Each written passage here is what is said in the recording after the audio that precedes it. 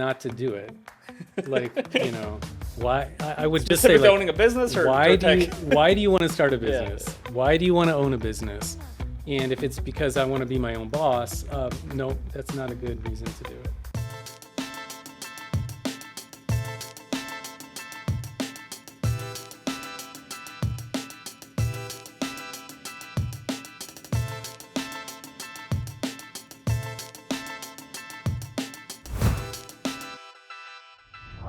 Welcome to Beyond the Hustle. I'm with my friend here, Patrick Oja, the owner, founder, CEO, the man in charge at Provisio Technology. Thanks for hopping on here, Patrick. You're our second podcast guest. Wow.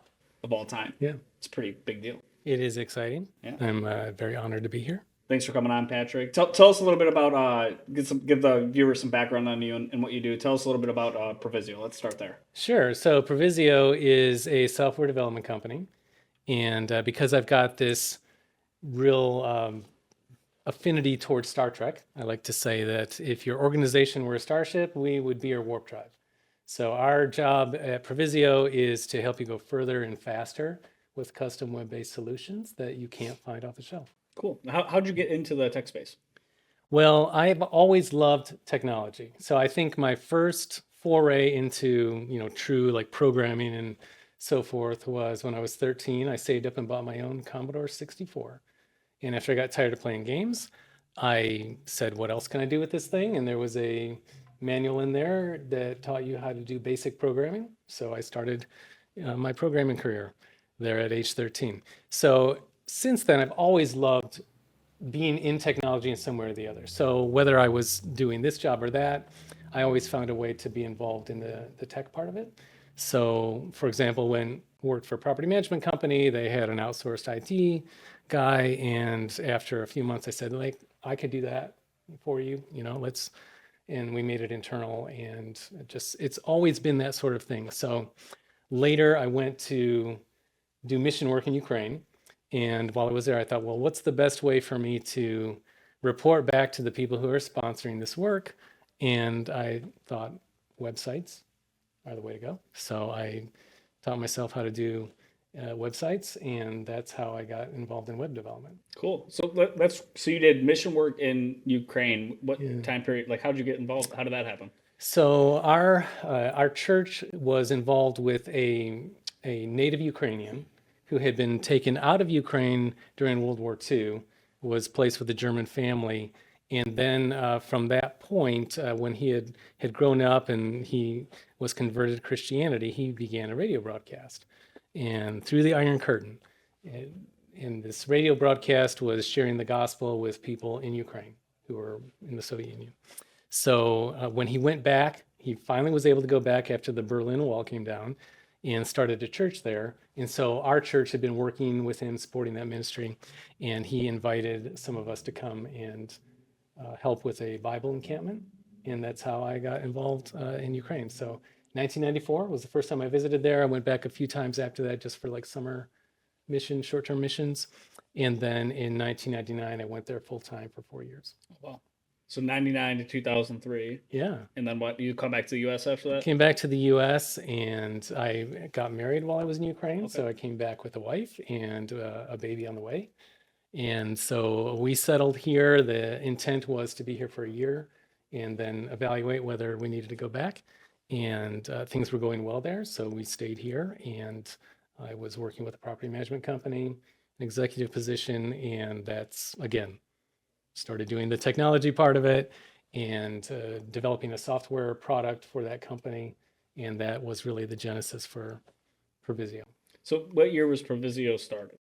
So 2012. Now, from 2010, I had been doing IT consulting. So I actually finished the work that I was doing for that property management company at that time, and then was consulting for them part-time and then consulting for some other clients as kind of like a virtual CIO. And I did that part-time for a couple of years and then started in full in 2012. 2012, you started in full? Okay. Mm-hmm. And were you just like at that time like a one-man? I was a one-man deal, but I was working with others that I would outsource some of the development work to. But at the time, I was like, hey, I'm a CIO for hire. So a virtual CIO, and I had this program called My CIO, And the idea was that if you're a business that can't afford a full-time technology executive, then I'm your guy. And it was after spending a few months looking at a product for one of my clients that they were considering implementing in their company. I said, I just think that this product is only able to do about 70% of what you need. So we're going to have to customize it anyway. It's very expensive. It was a very niche product. And I said, what do you think about the idea of creating something ourselves? And so at that point, that's when Provisio really changed from being just an IT consultancy to a software development So, firm. so you went in with the intent of kind of being a consultant, fractional CIO, Right. and then that naturally progressed into like, hey, the market actually needs these solutions, and they're super expensive, and we know how to build them, and we can do them ourselves, right? So Right. was that kind of like that put you into this path of becoming more of like a software Yeah, that development became, company? and of course, with any idea, it can be a very slow moving, ship. And so that was certainly the case here, where the first thing I did was for my clients, and then I said, like, how can I sell this as a service rather than what I was doing before? And with consulting, it's like you're selling yourself basically, Yeah. so it's hard to build that business unless you're bringing people Do you in. still do consulting or Not really. not as a service, just No, more my baked in? prior job was operations. So first I was a CIO for that property management company I mentioned, then moved into the COO role.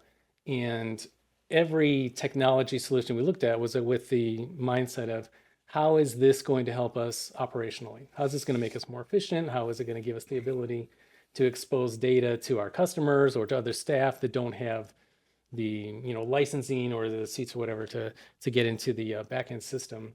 And so that was the mindset I took into the consulting and then into the software. I think consulting's tough because it's like hard to like put any kind of barrier around yourself to your clients in theory, right? Because it's like, hey, you're supposed to consult me. That's just how I feel at least, right? So it's like it just seems like a tough. It seems like a tough position to be in, and hard to like have any like boundaries around the scope of work. You know what I mean? Whereas at least with like software development or like we do website design development, what you guys do is like a different thing. There's at least a scope. It's like, hey, you're hiring me to do Mm-hmm. this. We're creating this solution, but it's not like the never ending kind of quest. You know what I mean? Which I feel like consulting, you kind of can fall into that a Yeah, little bit. you do have, you have a very specific type of customer Yeah. as a consultant. And so they have to understand the value of your advice, of Yeah. your consulting. So if you don't have like a tangible product or like what are we going to deliver here at the end, then yeah, it's hard. And that I think that's why software development to me was more attractive because now it's like at the end of this project, you're going to have this, this, and this, and it's going to be able to do these things. And that is an easier sell, as you So said. so so so 2012. So then what? When did you start hiring? Like, I guess tell me about the journey between like 2012 and now, because you guys have obviously grown since then. Obviously, technology is like rapidly evolving with like AI and all these new tools, which we can talk about that too. But like, was there any point of time where hey, it got really hard and then you kind of like broke through, or kind of just tell me about like the journey, what it's been like having Provisio and starting and running and growing that business. Yeah, well, incremental successes. So I would love to be able to come and say, I went from here and then it just skyrocketed to here. But as we've already said, earlier about this podcast, it's more about like, how did you deal with difficulties, with challenges, with even with failures, Hmm. And so I felt like I was a real student of failure early on in this business, and I had a business prior to this, by the way, before I did any of the stuff that I mentioned to you already, where I helped my sister to grow her janitorial business, and that was a spectacular failure. So I feel like every time I failed, I've been able to say, that was a pretty good fail, what did I learn from it? So with Provisio, it has been I think every year just kind of adding incrementally to what we've done. And so I don't necessarily say, hey, look at me, how successful I am, and I'm going to write a book and you all are going to, hire me as a consultant and put me on all the different things where you will say, follow this guy's advice and you will be a great success. It's been more of trying to understand what it is that we can do to help people grow. And if you find customers, well, how should I say? I feel like let's cut right there because I kind of lost my train of thought. The question was, where have you gone from the journey from here to there? Yeah, it's just kind of Yeah. like, hey, was there, 2012 gets started, what have the last 10, 12 years been like? You know what I mean? Hey, how have you gotten through some challenges? Maybe what were some like aha moments where like you started to figure it out? Kind of that journey. Like it's not all Yeah. like us. Like I mean, we started Drive. I didn't even have a business plan. Like I was like, let's go sell some websites. You know what I Mm-hmm. mean? And it was Right. tough. Like Yeah. they got hurt really bad for like Yeah. years, and then you get stuck in this like spot of like you're just so stuck. You know what I mean? It's not even being complacent. It's like you just forget why you even started it. You know what I Mm-hmm. mean? And then usually there's like for us it was actually kind of COVID, like after COVID, like getting our ass kicked in COVID, like super bad. And then like Mm-hmm. finally we like woke up and asked somebody for help, and then it like oh, everyone's this stupid, everyone's this way. You know what I mean? Everyone's this sick. Yeah. Like Everyone is. everyone's sick. Like hey, we're not unique. Like Yeah. so share a little bit of background on your story of when you started Provisio, what it was like then, and kind of like what it's like now. Like, tell me about that journey a little bit. Well, we like to say in business, like you should have a unique value proposition, right? So, and that's hard in this space because everybody is able to do this, right? You, Yeah. you don't have to have like any special credential to be Yeah. a web designer or web Open at developer. your mom's basement. Yeah, and so you've got a lot of competition that way. And what is it that makes you really unique? So I always felt like what I wanted to do was find out what people needed and give it to them. So I wasn't like going out trying to market a web design company that was the same as the one down the street, or that was flashy marketing, stuff like that. So we were looking for clients who really needed something that they couldn't find off the shelf. And so we worked with a client, at Troy Design Center, and they needed something that they could run their backend system with. So we actually started finding that a lot of companies had built little internal programs. And maybe they built them in Microsoft Mm-hmm. Access or Fox Pro or some, kind of outdated technology like that. And at the time, it was super cool. But then 10 years later, things falling apart. The person who did it is no longer available. And now what do they do? And it's just like this, cobbled together bunch of stuff. So we really looked for customers like that we could help build something custom, web-based and so forth. So we found some clients like that, but it wasn't easy to find clients Just say it's like not that, easy. It's like yeah, because there are a lot of them like, there's this kind of stigma about custom software that it's going to be really expensive and it's going to be hard to maintain.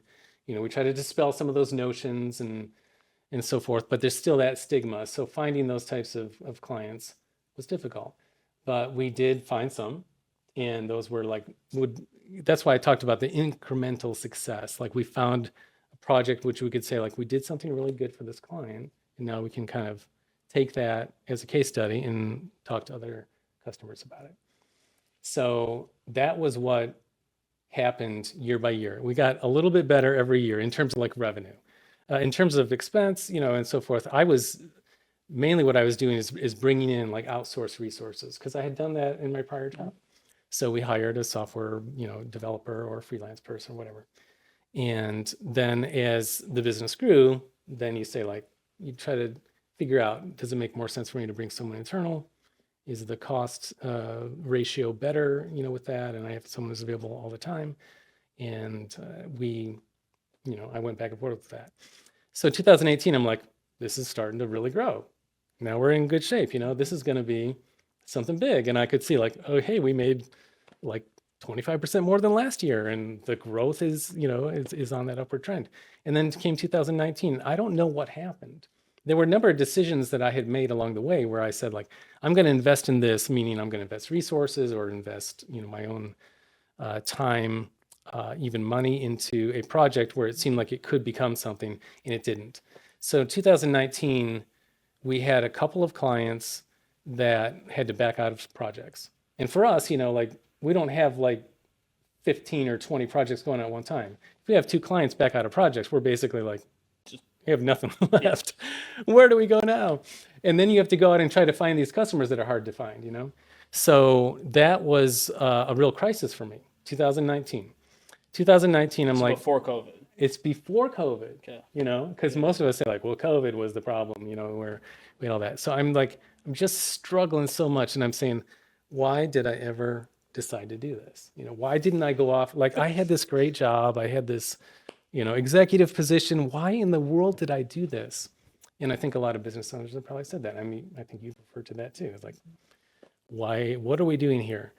And I was really at my wit's end. So in 2019, I was already looking for ways to close the business down. I started putting out feelers for like, are you looking for anybody? Do you need anybody who knows how to do this or that?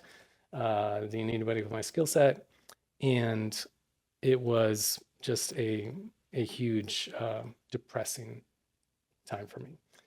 So I was fortunate to come into contact with a business coach who was mentoring me and helping me to make decisions like, why are you doing this? Why did you start this business? And what is it that what value are you bringing to your customers? And so like, was it a unique value proposition? Yeah, it was, because I'm just looking for like ways to invest in other people's success. That's really what that's what gave me joy in my business, was knowing that I was helping someone else grow, knowing that if somebody didn't like doing their job because they had this like crummy piece of software that they had to work with, we built them something that said like, it's so easy. I mean, to me, that was music to my ears. Sure, yeah. So it was like getting in touch with those things. And I'm thinking 2019, something is going to happen. And we had a couple of contracts come up near the end of the year where I'm like, this is great. Finally it's going to grow and maybe we're going to make it. And then COVID. So right at the time when I think like, okay, we're just beginning to get to that top of the hill where we might get some momentum, COVID came and 3 of the clients just backed out of those projects. So again, there I am in the same position as I was before, and that was the big crisis moment for me. So how'd you get out of it? Well, Since you're still here, like, I'm still here, and how did we get out of it? So I had a couple of people that I was talking to. Let me say this: you know what it was like. You're in technology. You know what it was like in 2020. I mean, we lost projects too. You lost projects, but there were a lot of people who said like, I need to be able to connect my people remotely. I need to be able to do things in a different way. And I think a lot of technology companies really benefited from the pandemic because it was like ready-made for us to be able to step in and meet needs. And so that was exciting to me. It's like, how can I help meet needs? And for me, it's like we weren't focused on web design, like, building front-end marketing websites. That's more like what Drive would do. But I said, like, maybe we can do something just to help people who don't have a website. There are people who don't have a website and they have no way to sell their business. They have no way to connect with their customers. And so we I looked at ways of just saying, like, well, how can we get like a really low cost websites for some people?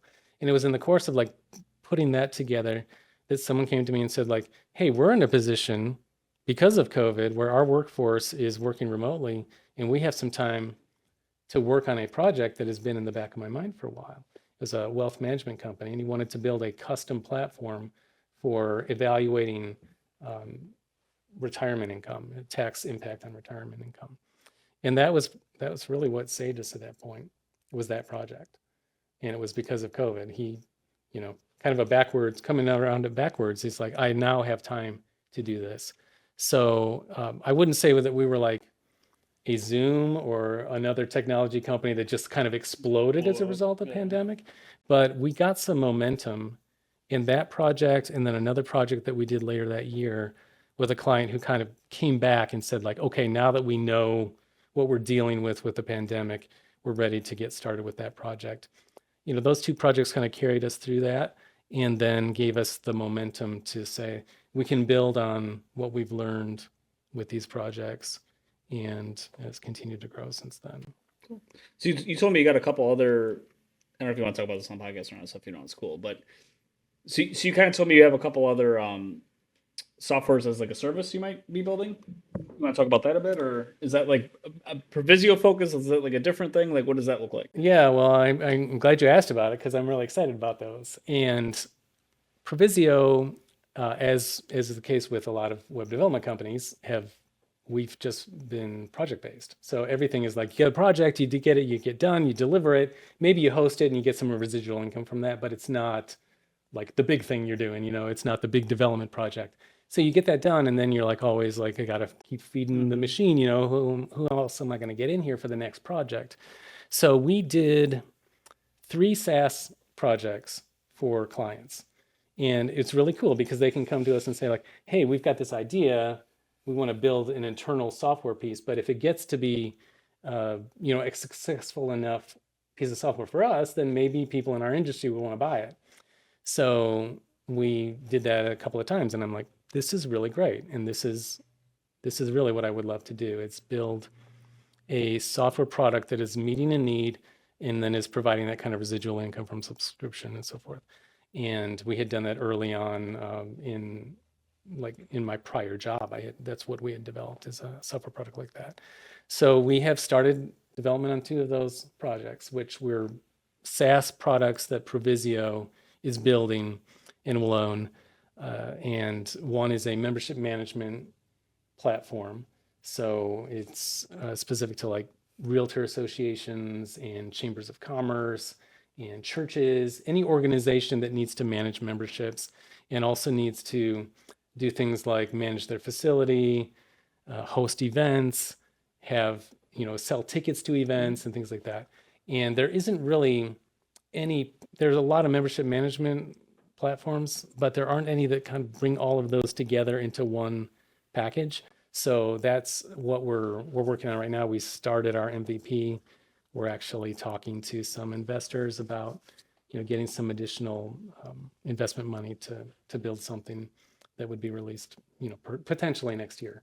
So that's one, and that's called Vitalize. So that's our project. And the other one is a really, like, personally for me, is exciting, and that one we're calling it right now Hear Me, but it's an AI-powered speech recognition platform for people with disordered speech. So I have a friend with cerebral palsy. It's very difficult for him to communicate intelligibly. And yet his caregivers, people spend a lot of time with him, can tell you what he's saying. Mm-hmm. So you're familiar, you got young kids, Yeah, 3-year-old. you know what that's like, they say something that sounds like gibberish, but you turn to the Yeah. parent and they tell you what the kid said. So my imagination got spurred by someone that I'd heard talking about creating digital voices for those who no longer have a voice.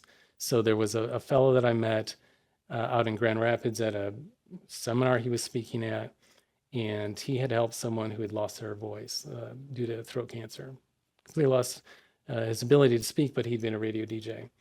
And so they took digital samples of his voice and used AI to create a new voice for him using his own voice. That's cool. So after speaking to him, I thought about my friend and thought, wouldn't it be amazing if instead of him being there in a social setting, where people are just kind of walking around him and maybe saying hi, but afraid to engage with him because they can't understand what he's saying, what would it be like if he could actually speak, to people? And there would be some sort of translator app that would allow you to be able to know what he said so that you could communicate with him. So I got to talking to someone in our organization about that, and she said that would be really cool for the Down syndrome community as well. She has a son with Down syndrome. And so those 2 targets right now are what we're working to build something for. So we're in the stages of actually doing proof of concept and just finding out the viability of, can AI actually create a custom vocabulary, for individuals or for people with certain speech patterns that are associated with that, disorder, where we could give them a voice. That's cool. Yeah. Are you guys leaning on AI pretty heavy for software in general, like for your business? You said you talk to some software guys like, well, first off, AI has always been, it's, Yeah. it's just software. Like, but Right. like, what are your thoughts? Like, are you guys leaning into that pretty heavily? How do you see it changing your industry or? Well, I don't know. I mean, do you? Yeah, I, we quite a bit. Yeah. I think you were telling me earlier that Yeah. there was a project that Yeah. you're doing with AI. So yes, obviously it is, and you can't get away from it. So if you don't do something with it, then Yeah. you're not gonna be around very long. So yes, it's true. AI has been around for a long time. I don't see it as anything like spectacular, but the ability to learn, I think, is something that it really Yeah. excites me. Yeah. And that's why that project I'm talking about is like for the first time, you can actually depend on this software to be able to learn and learn something that maybe you can't, or that would take you like hours upon hours upon hours to learn, spending time with a person, for example, to understand their speech patterns. So we've done a number of projects with AI where we've just said, hey, let's feed it some data and we're going to have it analyze it. And then we've worked with our client to, you know, give some sort of output that's based on an AI model being able to analyze the data and then report on I it. think I like you said you're giving people the thing I like about AI, it's like, okay, so you said, hey, we're gonna give people a voice who don't have a voice. What's cool about AI for people like me, right? Like I'm not a coder, developer, creative. I'm more of like a strategy guy, but it can almost start to be that arm where like, hey, if I have a creative thought, right? I can take that creative thought and at least get it on paper and like better um, flush out my idea than I might be able to with my lack of skills in certain other areas, right? Mm-hmm. So it kind of gives me a voice in a way, right? Which is kind Right. of a cool thing being somebody who doesn't like I don't know how to code. You know what I mean? Like I just don't Mm-hmm. have those skill sets, And I'm not saying AI would replace coding, but it at least for me helps me get closer to a point where like, hey, I can communicate at a higher level with somebody who's experienced in development or something like that. You know what I mean? Which Mm-hmm. I found has been a pretty cool thing. So in your field, I guess what is like the I don't want to say the biggest mistake you made, but if somebody was trying to get started in your field, right? Well, like, and you could look back and be like, "Hey, don't make this mistake." Like, what would you tell that person to look out for? Well, I might tell them not to do it. Like, why I would just say Specific to like, owning a business or tech? why do you want to start a Yeah, business? Why do you want to own a business? And if it's because I want to be my own boss, no, that's not a good reason to do it. You know, the reason to start a business is if you feel that you can do something more effectively as a business owner than you can as an employee. If it's just a matter of like, I don't like being under authority or I'd like to be the one to make the decisions. There is a component of that that is a healthy part of, business ownership. But as a reason to go into business is a bad one, because you can't sustain that. At some point, you're going to hate your boss because your boss is you and you mm, just can't really, you know, push the blame on to anyone else. It all comes down to you. And that might be exciting for some people, but for a lot of people, it's not. A lot of people I talk to who want to go into business want to do it because they just, don't like their job anymore, or they are good at something and they think, well, why don't I just make a business out of it? And as you know, there's a lot more to doing something. Uh, there's a lot more to running a business than doing what you're good at. There's running a business means you got to do a lot of things you're not good at that you really are terrible at. And if you don't realize that, you're going to fail because you're doing things you're really bad at. And so I would say if someone is convinced that like I think that I want to start a business, then I would say you need to talk to people who can help you do the things you're not good at. 100%. you know Yep. and it might mean you're outsourcing, and a lot of people don't want to outsource at the beginning because they can't afford it, so they're just doing stuff. And that's where AI, I think, is really exciting too for the potential business owner. An entrepreneur now can actually lean on AI to do a lot of the stuff that they would have had to hire someone else to do. At least when they get started, Yep. it can 100%. provide that. And I I even think using AI as a thought leader, anyways, awesome. Like yeah, just to help you. I mean, I know someone who actually created a digital twin of themselves, and they talk to themselves, Mhm. which I haven't tried that yet, I but might have one. it's a really, it's, Yeah, it's cool. it's an interesting idea. Yeah. He's found it to be very successful. So he's got like a digital board of directors Mhm. for his business. But I would say if I were to go back and talk to myself, as a young business owner, I would say, don't be afraid to not know something. Because I just felt like in order for me to have legitimacy, I had to always have a good answer, and I had to really convince people, and maybe myself as well, that I knew what I was doing. And I didn't, as you already mentioned, like we all found out that we just weren't good at doing something. And so I would say, don't be afraid to ask questions. And, I was always afraid to ask what would be considered a dumb question. Like, you should know that. Like, if you say, well, I don't know how to code, it's like, well, why are you in web design then? The, but I know who to ask, or I know who to talk to. I know who can help me. So in the first business that I did, I mentioned the janitorial one. I didn't know anything about taxes, and I just figured I'd figure it out as I went. And I nearly ran, I had 2 years of business of tax debt that I had to pay off, because I just didn't ask the questions, So I would tell myself, hey, you ask questions and don't be afraid to look stupid. Get a CPA. Yeah. Get a CPA, or, just own your stupidity. Yeah. Just own it, just admit it and go find someone, because there are people who want to help you. It's amazing. Like, as a business owner, don't you want to help people? Sure. Everybody, yeah. I mean, if someone says, like, what do you do to get a business started? I want to help you, and I know you're not going to pay me for it. I want you to be successful. And I think that's what a lot of entrepreneurs, that's the spirit of entrepreneurship, right? You just want to do something that's going to benefit society or other people in industry and so forth. And so that's what I would tell people who are getting ready to start business. Find a good CPA is a good one. Yeah, give it a CPA. Yeah. Do you have any like habits or rituals or anything that you do that kind of like help keep you in a good mindset, focused, moving ahead, moving forward? In my business, it's hard to do everything remotely. I mean, it's great. You can do stuff remotely, right? And the pandemic was great for teaching businesses all over the world. You can do things remotely. And it's hard for me because I'm very collaborative in the way I do things. And so I always want to bounce ideas off of people. And if we're getting ready to go into some, new line of business or to try something, I just want to talk that out with somebody. And so it's hard to just like hit the button on Teams and say like, hey, I want to talk to you about, it's just not natural. If you walk into someone's office and say, hey, what do you think about this? And just kind of whiteboard it out with them. So I think that in this business, the collaboration is really important. And so, what do you do to like have a collaborative, I just kind of lost a train of thought of what you were saying there. What you asked. What am I answering? Good habits or good rituals, habits. Okay. Yeah. I went off on a little bit of a tangent there.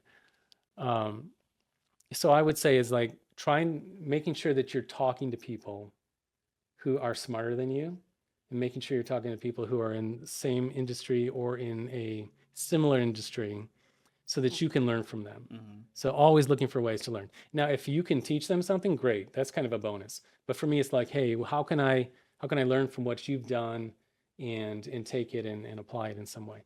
So that would be one thing. Like there's a lot of networking, as you know, and a lot of rubbing shoulders with people in the industry. And even competitors and stuff, or like, and in our industry, it's like it's like everyone's got like their own little pockets, so it's like everyone's a little bit different. I mean, I feel like the most successful projects I've done have been collaboratively with competitor people who you would consider to be competitors. Yep.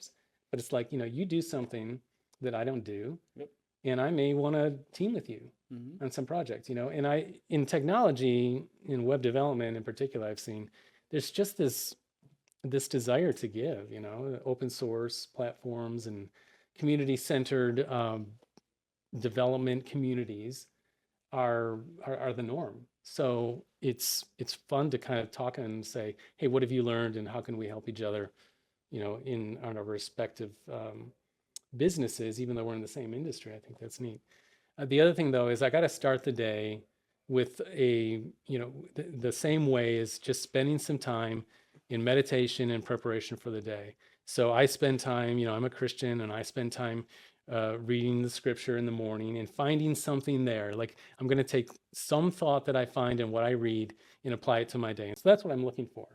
And also just getting a good start to the day, like feeling accomplished. So going out for a run, for example, is important for me. And getting to hear a lot of good podcasts. I hope to hear, more episodes of this podcast from your other guests, and maybe I'll listen to those as I'm out running.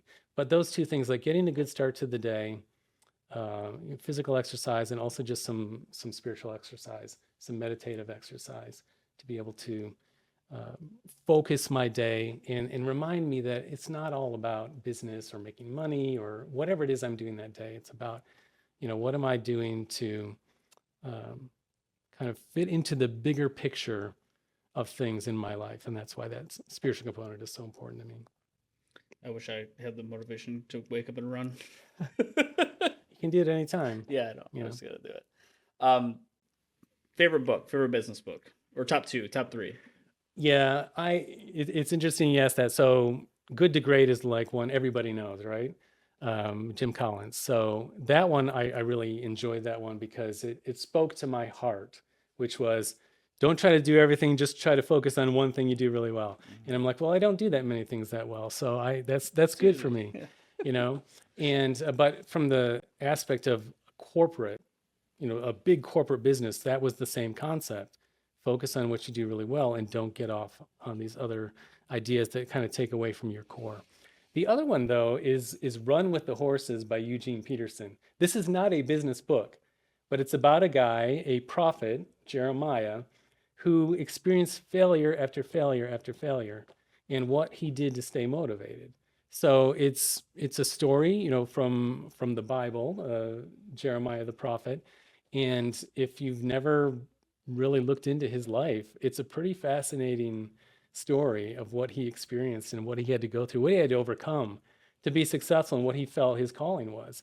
And that has been very formative for me, even in business, is just staying focused, staying true to what it is you believe in. And as I mentioned earlier, back in 2019 and 2020, when things just seemed to be so um, dark and depressing, to be able to go back and say, like, what am I really doing here? And what is really important? Doesn't matter if my business fails.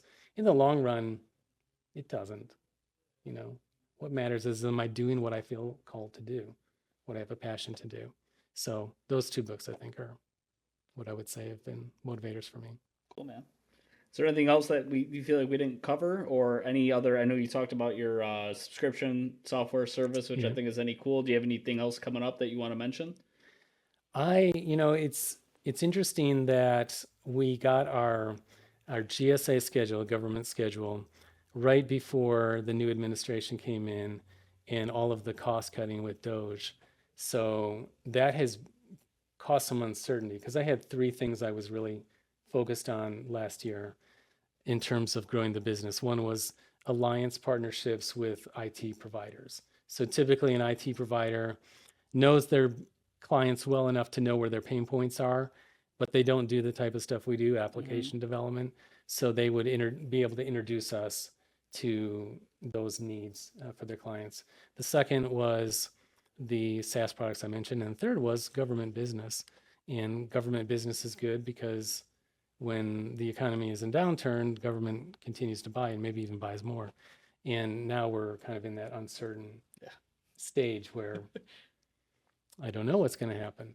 But that, I don't know if I wanted to bring that up, for any reason, but it's one of the focuses we've had where, again, I'm trying to determine, like, maybe this wasn't, maybe all the investment that I've made into getting this, credential with the government is not going to end up being a good return on my investment.